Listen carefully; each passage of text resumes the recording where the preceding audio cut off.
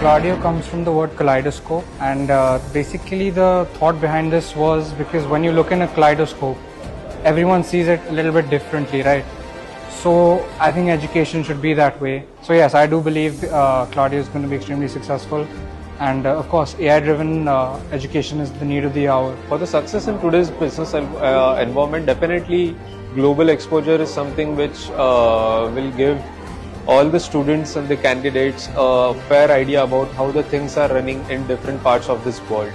I think there was the need of properly blending classroom learning and the real world experience. The schools these days, they are generally on either of the two sides leaning towards.